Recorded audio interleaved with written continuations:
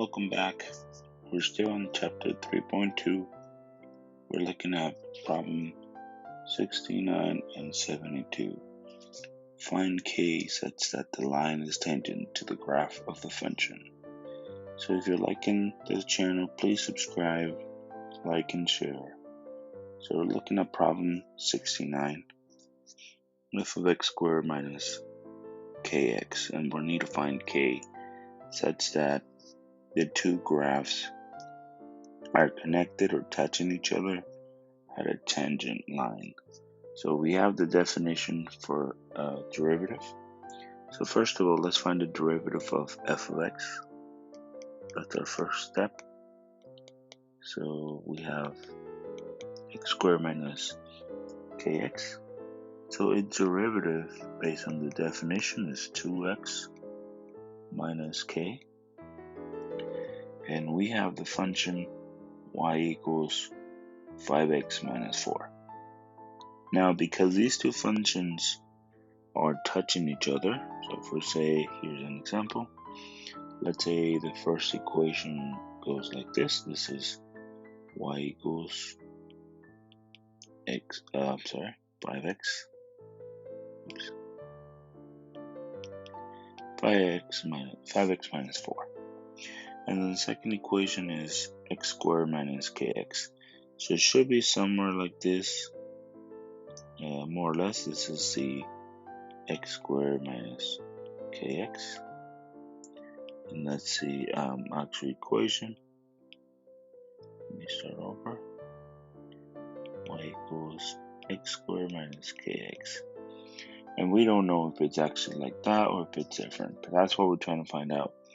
We're trying to find out a point where the two equations meet. Here, keep in mind that at that point, x and y are at the same point. So rather, x and y for both of the equations, it's the same. With that being said, let's go over here. So in that case, this is my equation, y equals mx plus b. And therefore, as you can see, my m is equal to 5. Therefore, the slope of the line here for y equals 5x minus 4 is equal to 5. And because this is also my slope here, I'm going to go over here, equal to m, and my m in this case is equal to 5. They must have the same slope in order for them to meet there. So that being said, I have 2x minus k equal to 5. And if I solve for k, I'm going to add k to both sides of the equation. And it crosses out here. I have 2x equal to 5 plus k. And now I need to subtract 5. This cancels out. And I'm left with negative 5 plus 2x equal to k. And now that I have k, I need to go back and based on the interpretation down here on the right hand side, the x and y's are the same. Therefore, f of x is equal to y. So these two equations, number one here and the second equation here, are equal to each other at y, as you can see down here. Now, based on that definition, then I have x squared minus kx equal to 5x minus 4. Because these two equations are intercepting at some y value.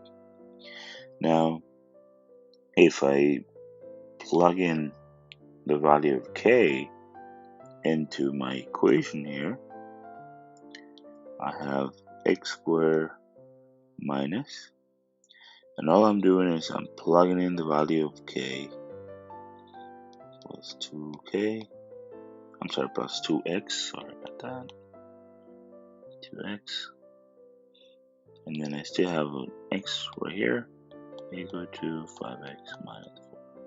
all I did is I replaced the value of k for that based on my value here. I'm ready to distribute. I have positive 5x minus 2x squared equal to 5x minus 4.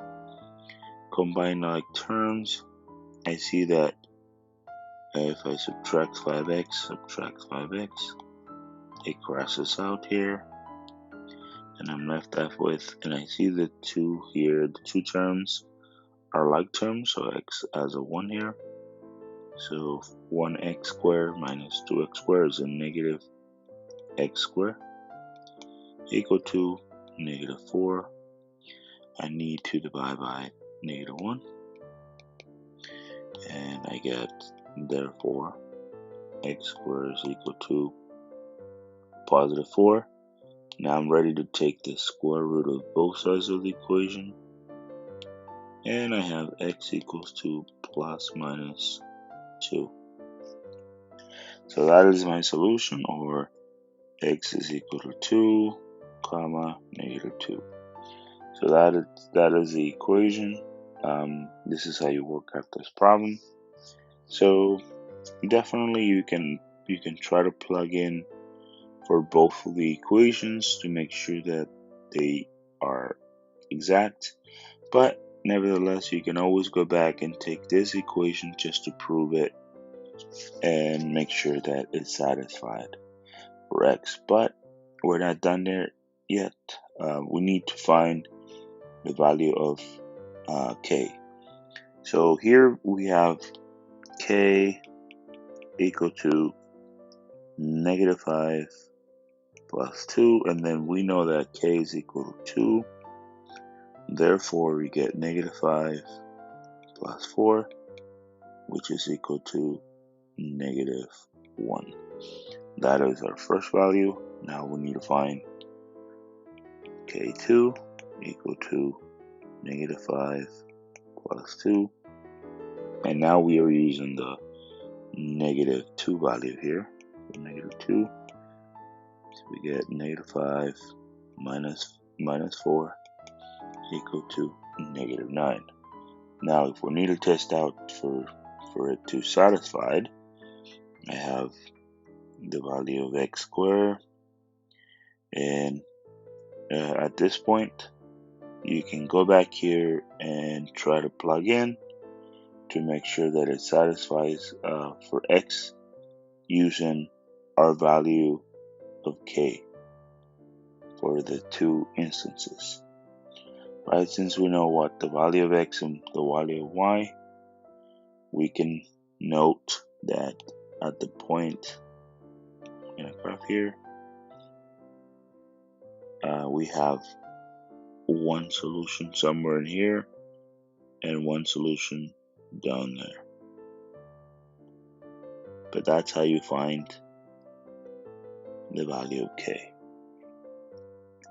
Now I'm not going to prove that. That's not the point of this video, but this is just to find the value of k. Let's move on to the second example. That's function 72 in this case. Same procedure, find the derivative of f of x, k, the square root of x, but I'm going to write it as the 1/2 power. So if I follow interpretation, f prime of x is equal to 1/2 k, k is a constant, x to the 1/2, and remember I need to subtract 1 from it, so the answer is negative 1/2. Okay, that's the power, and I still have y equals x plus 4. Now that I'm here, same definition, y equals mx plus b, and we know that in our case here, m is equal to 1. Alright, let's go back, and we have 1/2 k x to the power negative 1/2 is equal to 1. Let's try to isolate for the value of k, so I'm going to bring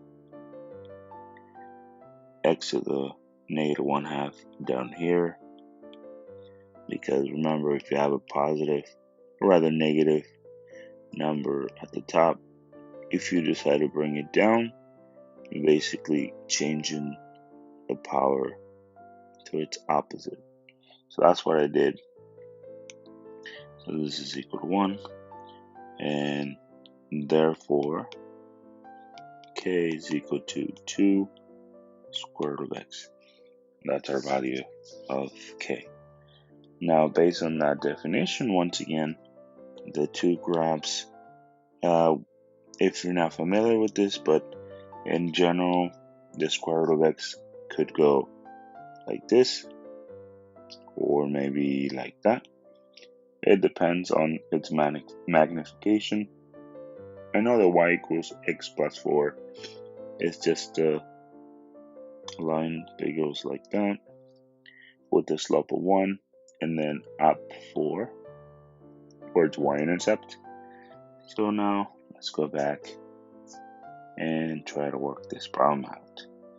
Now that we have this the value, or the equation for k equals 2 square root of x, we need to identify the same procedure, which is f of x is equal to y.